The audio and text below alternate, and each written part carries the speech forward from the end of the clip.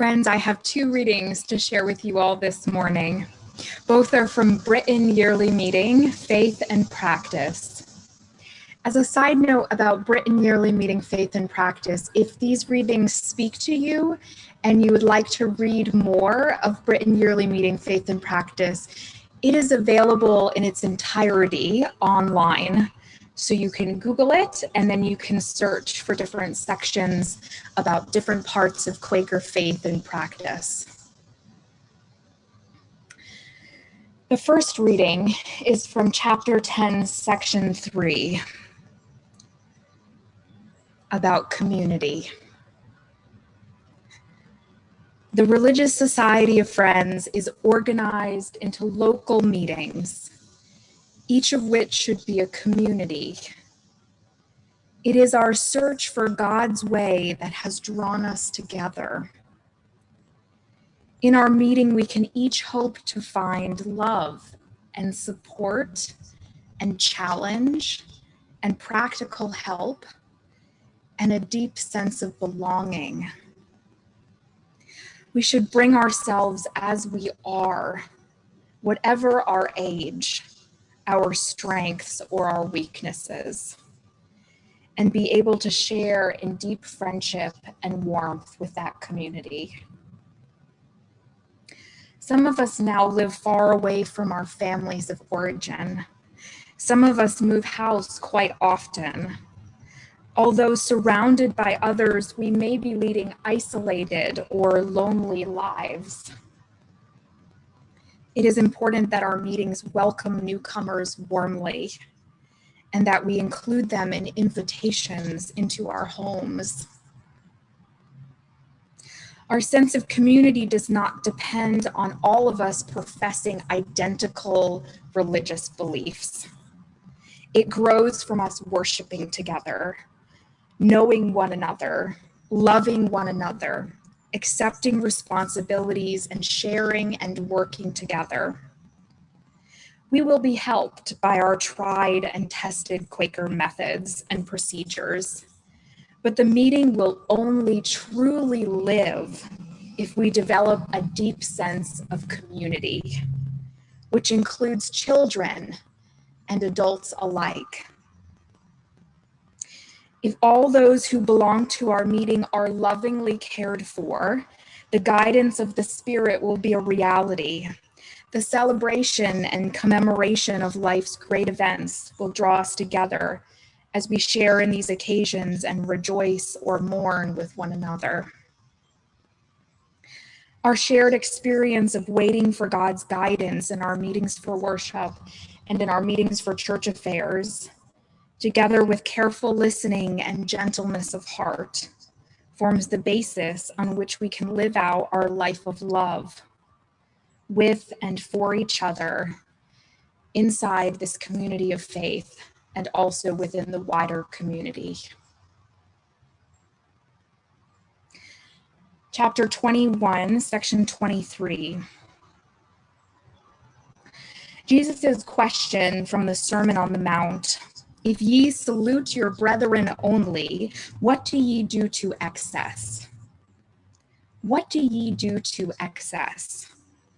How often Jesus showed his approval for extravagant generosity when it arose from a simple and pure impulse of the heart. He defended the act of the woman who broke the alabaster jar of precious ointment so that she might pour it over his feet. If thy brother asks of thee thy coat, give him thy cloak also. In other words, give him more than he expects to receive. In the parable of the prodigal son, the father does not wait to welcome his child at the door of the house. He runs to greet him, and it is the best robe that he owns that he puts upon his son. It is this excess, this extravagance, which we find in God's love for us. It is this excess that shows me the meaning of the word grace. It is for this grace that we pray, that we too may love to excess, even though at times it may appear foolish in the eyes of the world. That was the Quaker thinker and author Phyllis Richards. He wrote that in 1949.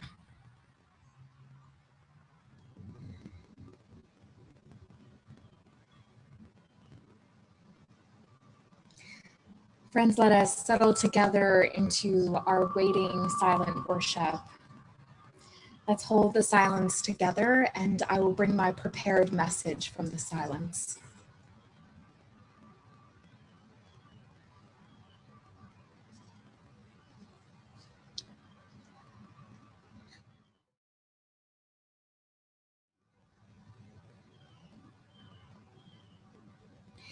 If you have worshiped at New Garden Friends meeting before, you probably know that welcome is important to us.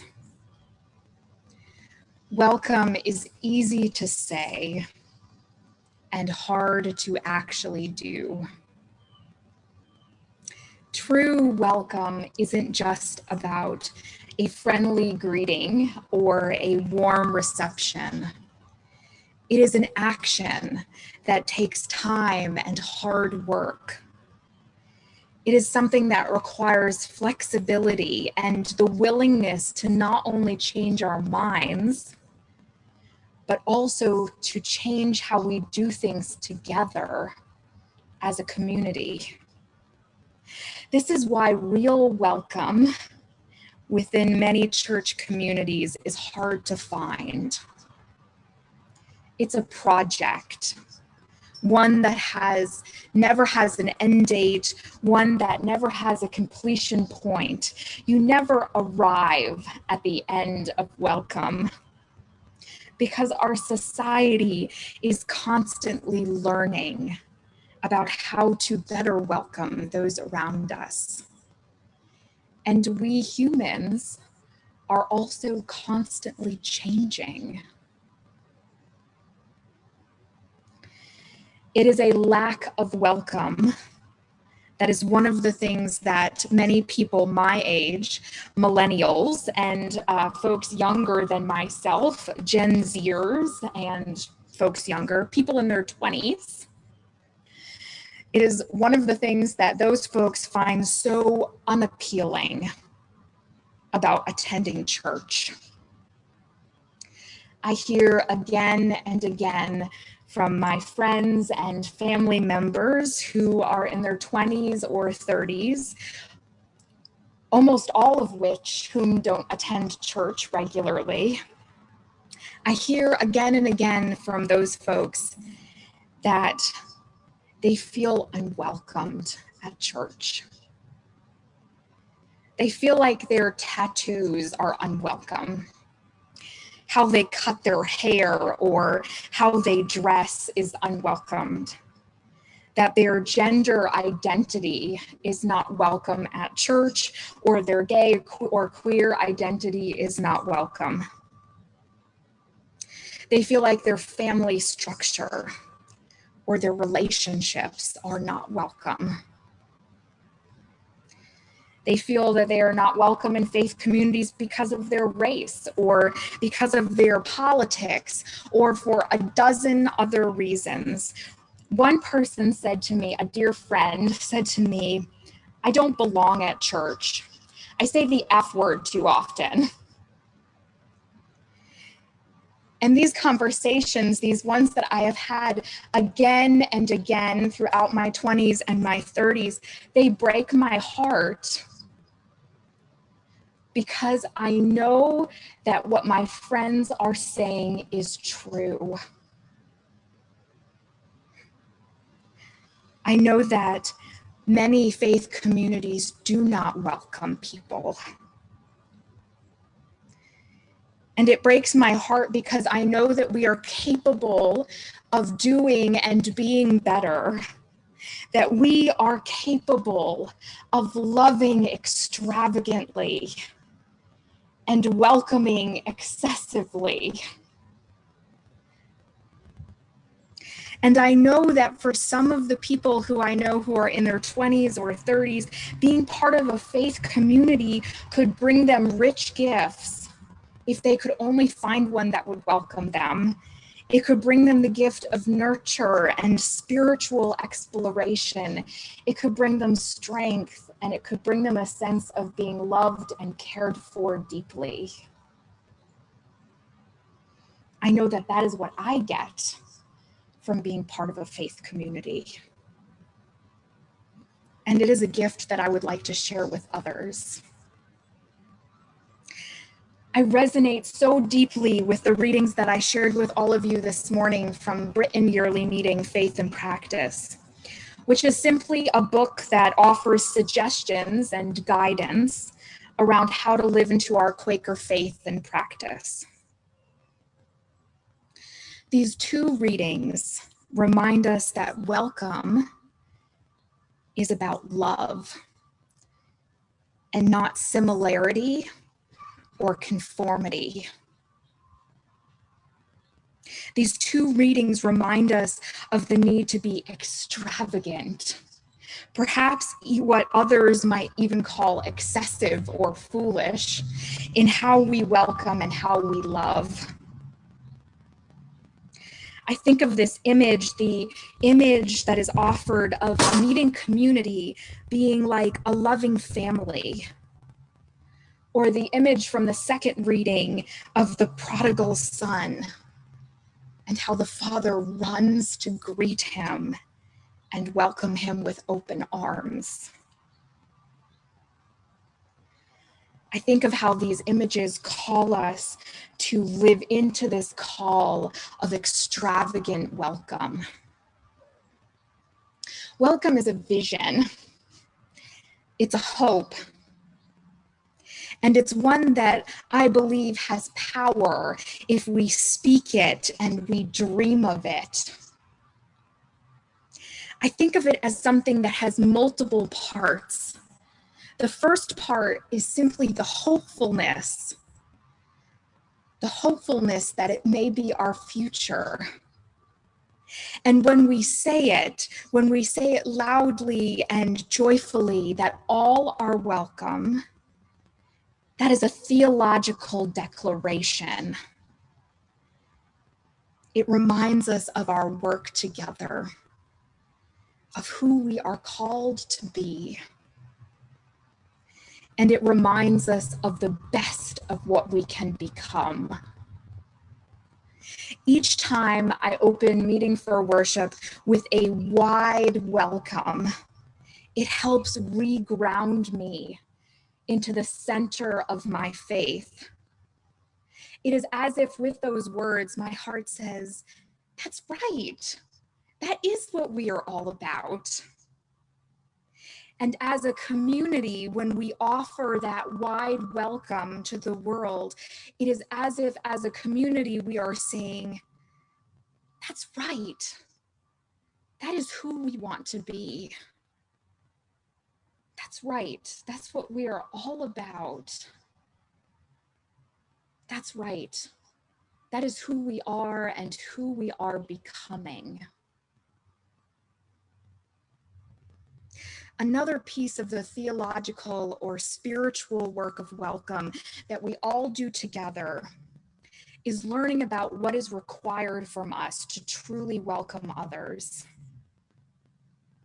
We have to know more and educate ourselves in order to truly welcome. You can see an example of this in the work that New Garden Friends Meeting undertook several years ago to learn more about transgender issues and why it is important to use a person's correct pronouns. This process was about welcome. But in order for us to welcome, we first had to learn together as a community of faith. This learning and growing is a continual and ongoing process, and it requires something that is deeply challenging for an institution. It requires that as an institution, we be willing to try new things. And this is one of the things that I love so deeply about New Garden Friends meeting. I have never been part of a faith community that is so willing to try new things. I have never been part of a community that was so willing to say, well, let's try and see. I have never been part of a faith community that had so much courage to say so frequently, we do things differently now. This willingness to try new things is one of the things that makes this place so incredible and so special. Welcome requires the ability to recognize that human goodness is not connected to what is most familiar. This is a hard thing for us humans because we are all more inclined to trust and like people who are in some way the same as we are, who are similar to us. We are all more comfortable with the familiar. But welcome requires us to extend ourselves past what we know, past what we are familiar with, past what we are most comfortable with. And again, Quakers, we have a rich tradition that helps support us in this work because we believe that all people have the light within. And so we are already inclined to see goodness in every person we encounter. We Quakers have the benefit of our tradition to help carry us through some of the toughest parts of the work of welcome. We can turn back to these principles as we find ourselves stretched and challenged. We can fall back to our firm belief that every person is beloved. And here at New Garden Friends meeting, we have another foundational belief that we can turn to when we find ourselves challenged in the work of welcome. When I first came to New Garden Friends meeting, I heard over and over again the phrase, God is love. God is love. And it was one of the things that affirmed that I had found myself in the right place because I believed that God is love, and that has been part of my faith journey since the beginning. This strong understanding of God's love, what in the words of Quaker theologian Thomas Kelly, the first fruit of the Spirit is a joy unspeakable, and the second is love. That understanding is part of what helps us as a community of faith to engage in the very challenging work of welcoming people who are not the same as us. As Kelly writes, joy is another tool that we use in the work of welcome. Here at New Garden Friends meeting, we laugh together a lot. We also eat together a lot, which I think is a form of joy. That has been one of the things that has been so challenging about this COVID season. It is so much harder for us to eat together as a community, and we have not had the opportunity to laugh together in person nearly as much as we used to. And there is something truly spiritually powerful about the experience of laughing and eating together. The joy of our community, whether it is the joy that we find together at Family Camp, which is our annual all-meeting retreat, or the joy of singing carols together at Christmas time, or the joy of sorting and running our annual flea market, or the joy of carrying meals each first Sunday of the month, or the joy of summer program, or the joy of baby dedications, or just the simple joy of laughing together after meeting for worship each Sunday. Joy is part of how we are a community together, and it is one of the tools that we can use as we work together to extravagantly welcome. I think of this idea of extravagant welcome, and it feels right to me. A lot of faith communities stop at the point of friendliness. A lot of faith communities don't put in much more effort than having name tags and some newcomer classes. A lot of faith communities wouldn't go past having a greeter or two on Sunday mornings. And some faith communities are really trying too hard when it comes to the work of friendliness and greeting.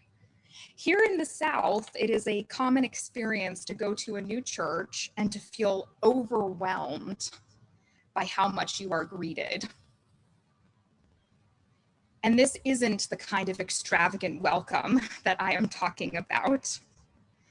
Instead, I am thinking of the work that our faith calls us to, the work of really deeply understanding those who are different than us, the work of learning new language and interacting with new ideas, the work of addressing issues of justice and bias and prejudice. Why is it hard for us to welcome people who are covered in tattoos if we don't have any tattoos ourselves? I'm talking about addressing issues of bias and prejudice because the work of welcome isn't just about getting more people through the doors. It is about being good neighbors. It isn't about increasing attendance. It's about putting love first. It is an act of faithfulness, a theological act, a spiritual calling. It is incredible and happy and joyful work. It is work that is hard, but work that we all benefit from. We have all had the experience of being lonely, of feeling unwelcome, of feeling uncared for or dismissed or diminished or unseen. And I think also many of us have had the opposite experience. We have been fortunate to have had experiences where we felt embraced by a community of people, where we felt loved and supported and nurtured, where we were part of communities that taught us how to be better versions of ourselves. And this is the power of what we can offer to each other. And it is an incredible, magical, and beautiful gift. We can be that sanctuary for one another, that place of healing and nurture and care. So today I want to end my message as I usually begin worship, with the reminder of who we are and who we long to be together. You are welcome here at New Garden Friends Meeting.